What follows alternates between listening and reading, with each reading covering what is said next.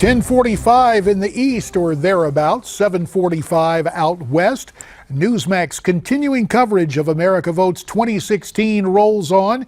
You see the goose eggs up as we're trying to get results in from the Utah Republican caucus and the Utah Democrat primary. Polls, those proceedings closed about 7:30. That would be 10:30 here in the east. Polls closed in Arizona, or were supposed to, at 7 p.m. Arizona time, 10 p.m.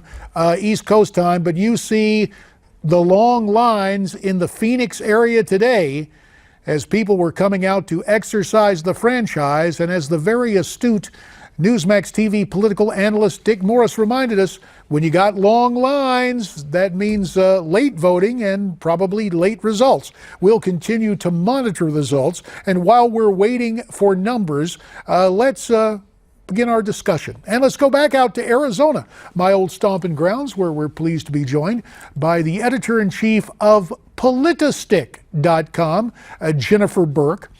She is in Arizona, and from Newsmax Washington, my old congressional classmate who shocked the political world back in 1994 when he defeated the chairman of the powerful Ways and Means Committee, Dan Rostenkowski. That would be the one and only Michael Patrick Flanagan, who is now the president of Flanagan Consulting. As I said, he is checking in from Newsmax Washington. Apparently, we're having some difficulties with the connections, but there we go. Center screen, Jennifer Burke.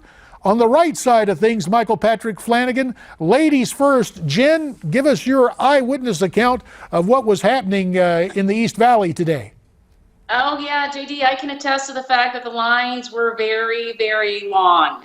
Very long. We waited outside for 2 hours and 10 minutes to vote, and as the day progressed, we arrived at the polling place at about 1:20, and as the day progressed, the line just started getting longer. In fact, we talked to our son about 6:40, who was in line to vote, and he had been out there for an hour already, and he said the lines were crazy. So voter turnout is very, very high. People braving the heat. Thank goodness we had 81 degrees and a breeze for most of the time.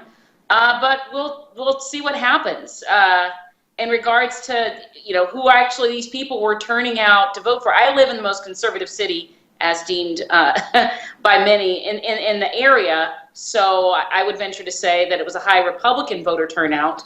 And the news reported it was like that all over the valley. Yes, as you were there in Mesa, I continue to lament the fact that when redistricting came around, the very conservative East Mesa was given to another member of Congress, and I was rewarded with Tempe, a university town, which is kind of like kryptonite to Superman. And for a mere mortal like me, it meant a lot to leftists. So it may have hastened my second place finish in the midterms of 2006. But enough of that history. Let's go to Michael Patrick Flanagan from Newsmax Washington. Mike, earlier Dick Morris was here, and maybe he was making improper use of the term corpses. But he said on the ballot in Arizona with early voting, you have, figuratively speaking, political corpses, guys who are no longer in the campaign, yet their names were on the ballot, and because of early voting, they may have gotten a substantial number of votes. Now, since you're from Cook County, where literally corpses are known to vote from time to time, I thought you might find that a little enlightening about Arizona. Absolutely. And let me say, first of all, it's Tempe's loss. You're awesome, dude. Secondly, Hey, and you not being there is Chicago's loss, pal. To have a Republican representing Chicago was great.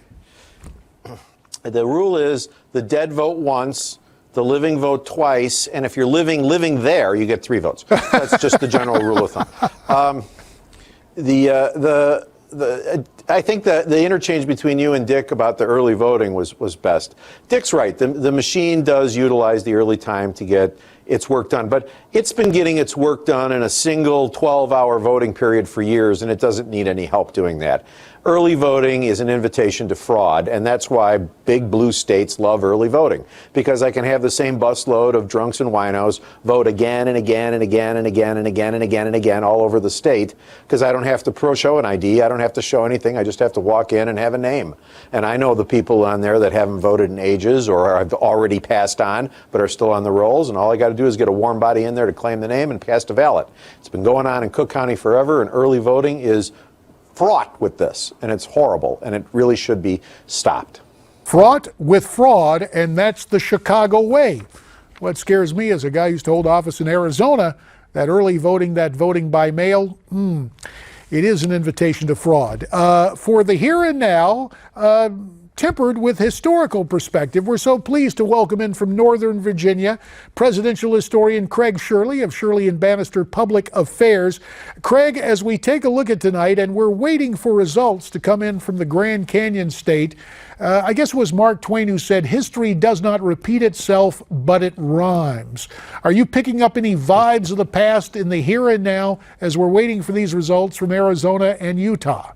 Yeah, as a matter of fact, I am, JD. You know, Trump's strategy is somewhat reminiscent of Jimmy Carter's strategy of 1976, which was to basically run everywhere and thereby string together always a win on primary night. As it may be tonight, he wins in Arizona but loses in Utah. But yet he puts together an inexorable storyline of always moving inexorably toward the nomination of always winning. Carter in 76, you know, Birchby and others who challenged him for 76 would run in Indiana but not in California. They'd run in Ohio but not in North Carolina. In primary after primary after primary, Carter ran everywhere. He didn't win everywhere, but he didn't win every primary on every primary night, every Tuesday, but he won almost every night, every Tuesday someplace, and thereby put together a storyline. And that's what Trump is doing. You know, Rubio put all of his eggs in Florida, but no place else, and Cruz put all his eggs in Texas, but didn't do other states as well. Whereas Trump is running everywhere, and so he continues that, building that an air of inexorability of that he is going to be the eventual nominee. And to give Donald Trump his credit, he is winning in very diverse states clear across the country. It's interesting, as you were... Go ahead, sir. No, as did Carter. Carter, you know, was seen originally, as you remember, as a regional candidate, kind of a southern regional candidate, but he surprisingly won in Iowa caucuses, and then he won in New Hampshire a couple weeks later, and began the story really quite remarkable of a one-term former governor coming out of nowhere to win the Democratic nomination, win the presidency. It was very, very improbable. And as I said, in some ways, Trump's strategy, not that the man is, not the issues are, but his tactics and his strategy are somewhat reminiscent of Carter's. And when you talk about Jimmy Carter in 1976, ironically, I think about an Arizona Democrat, the late, great Mo Udall in Wisconsin, who had the big victory celebration, though when the late votes came in from certain precincts and wards in Milwaukee, Mo ended up losing that primary to the aforementioned Jimmy Carter. Let me turn to you, Jennifer Burke. Much has been made of the fact that Arizona's Republican primary for the presidential preference for today's vote was closed. And some conservatives say that's going to help Ted Cruz. Your take on that?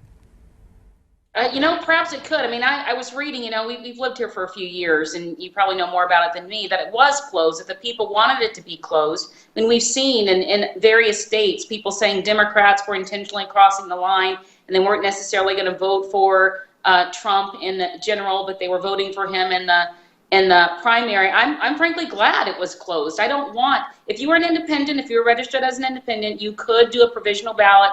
I'm guessing it probably, you know, tells you that you have to vote Republican. You have to register Republican to vote in the Republican primary. And it might help Ted Cruz. And the high voter turnout might help Ted Cruz.